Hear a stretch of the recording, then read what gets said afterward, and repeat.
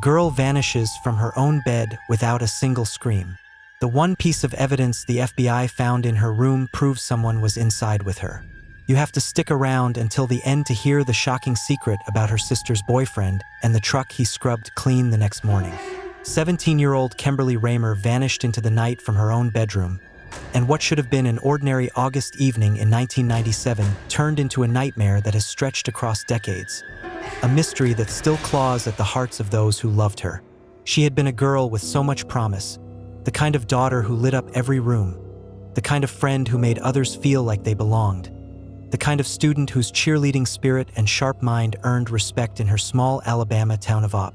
Her father, Kenneth Raymer, believed that night would be like any other, the same quiet life he had always known.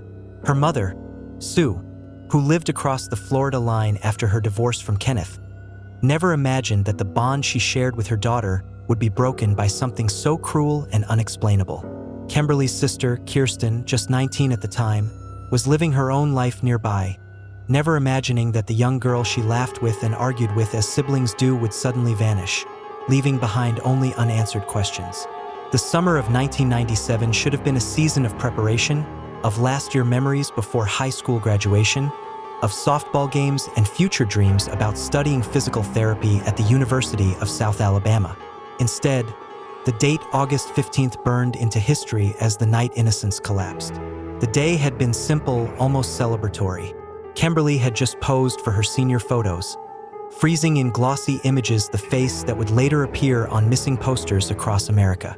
That evening, she joined a softball game, laughed with friends, and later went to visit her boyfriend, a young man whose existence she had kept secret from her parents. He was older, divorced, already carrying the responsibility of a child, but for Kimberly, he represented excitement and affection. By the time she drove back home, it was close to midnight, and she parked outside her father's house, slipping in quietly as though it were just another Friday night. Kenneth wasn't home. He was away, leaving his teenage daughter alone in the house. But the next morning, when Kenneth returned, everything was wrong. The silence was too heavy, the rooms too still. Kimberly was not in her bed, and yet her purse, her glasses, her keys, and even her shoes were scattered about her room as though frozen in time. A pillow lay on the floor, a picture frame had crashed from the wall. Subtle yet devastating signs that something violent had happened in those hours while the world slept. At first, Kenneth thought perhaps his daughter had gone shopping with Sue, as she sometimes did on weekends. But as the hours stretched and neither Sue nor Kirsten had seen her, panic erupted. They called the police, their voices laced with desperation. By then, 36 hours had already passed since anyone had last seen the 17-year-old alive. And with every tick of the clock, the chances of finding her diminished. Investigators combed through her room, noting how unlikely it was that she would have left without her belongings, and especially without her shoes. For a cheerful, socially active teenager who had everything to look forward to, the idea of running away was unthinkable. This was abduction, plain and devastating.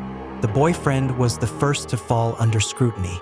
A man in his early 20s with a complicated past seemed an obvious place to start. But he sat for interviews, faced polygraph tests, and ultimately was cleared. He had nothing to do with the nightmare. The spotlight shifted, widening to the darker edges of Kimberly's world, to people who may have harbored resentment or worse.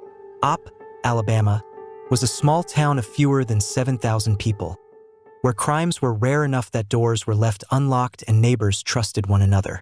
That trust shattered overnight. If a girl could vanish from her own bed without a scream heard, without a witness, without so much as a trail to follow, then no one was truly safe. Parents who had once allowed their children to roam free began watching them with suspicion, fearful eyes. Classmates who should have been planning homecoming outfits instead stared at Kimberly's empty seat, hollow with dread. The police knew quickly that they were out of their depth. They called in the FBI, and soon search parties multiplied. Posters with Kimberly's smiling face were stapled to telephone poles, pasted on gas station walls, pinned up in every store. Volunteers handed them out on highways, and truckers carried them across states. It felt as though the whole community was begging America to keep an eye open for the girl who had disappeared from Op. The investigation stumbled upon something unsettling. Phone calls made from the Raymer house to a Florida number on the night of the disappearance. Calls believed to have been made not by Kimberly but by whoever had taken her. Investigators chased the lead, hoping to find a connection that would explain who entered her room that night. But the trail died in silence, another cruel dead end in a case already thick with despair. And then the focus narrowed on one man, Jeremy Garth Anderson. 27 years old, he was dating Kirsten, Kimberly's sister. He had keys to the house. He was the son of a retired Walton County detective, a man with law enforcement ties that might have shielded him. And Kimberly, according to those close to her, despised him. No one knew exactly why, but her discomfort around him was obvious. On the night of August 15th, Anderson borrowed a 1991 Peacock truck from his employer. By morning, he was frantic, rushing to a friend and asking for help disposing of the vehicle. Days later, that same truck turned up abandoned at a church, scrubbed clean. For investigators, the red flags were screaming, but suspicion does not equal proof. Anderson refused a polygraph test, stonewalled interviews, and though his criminal record was long, there was not enough to tie him directly to the disappearance. The case that should have cracked open with his name instead dissolved into frustration. Kirsten, horrified, ended her relationship with him. But for Kenneth, Sue, and the FBI agents, the ache of not being able to pin down justice grew heavier. The searches that followed defined years of heartbreak. In May 1998, as the family should have been decorating for Kimberly's 18th birthday, investigators dragged a Florida pond. Cadaver dogs indicated traces. Divers fought against tannic waters so dark that their hands guided them where their eyes could not. Metal detectors swept for the bracelet and amulet Kimberly had worn.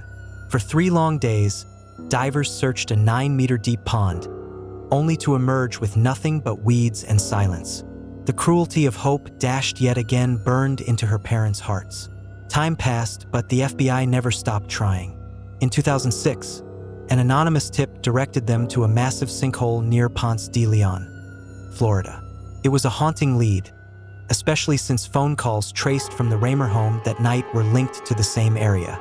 10 divers descended into the cavernous hole, 16 meters deep and nearly 100 meters across. They searched for 35 hours, pulling through the waters that could have concealed her forever. And yet nothing, no bone, no fabric, no clue, just the gnawing pain of failure. And then, in 2015, another tip surfaced. This one pointed to an abandoned house in Coffee County, its frame collapsing, its yard overgrown, its secrets buried in the earth. Investigators descended with a backhoe, digging 9 meters into an old well behind the property. Again, nothing, just soil and shadows. The following years brought an updated flyer in 2019. Her photo aged only in the imagination of those who loved her. She remained, to the public, forever 17. The flyer asked for information, begged for tips.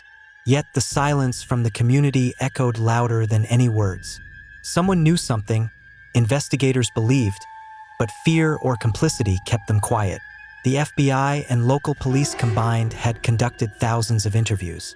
They had searched ponds, sinkholes, wells, forests, abandoned properties. They had tested every rumor, interrogated every lead, yet every trail disintegrated. To this day, they insist there are suspects, faces they watch, names they do not share, but nothing has ever been strong enough to bring charges. For Sue, life has become a routine of mourning. Every weekend she scoured wooded patches, looking for something, anything that might tell her what became of her daughter. She has aged into her 70s, her voice soft with grief, yet still she says she thinks of her daughter every single day. Her husband Kenneth died years ago, never finding out the truth. For him, the questions went with him to the grave. Sue imagines what life would be if Kimberly were alive. She would be 43 years old now, perhaps married, perhaps with children, perhaps wearing the smile her mother remembers from that senior photo session. Instead, Sue imagines her in the dirt, in the dark, somewhere unknown. She has said in interviews that if she could say one thing to her daughter today, it would be that she loves her deeply, that she never stopped hoping, never stopped searching. For the community, the case remains a wound that never closed. The fear of August 1997 lingered long after the posters faded. Children grew up under the shadow of her disappearance, and parents taught lessons of vigilance born from her tragedy.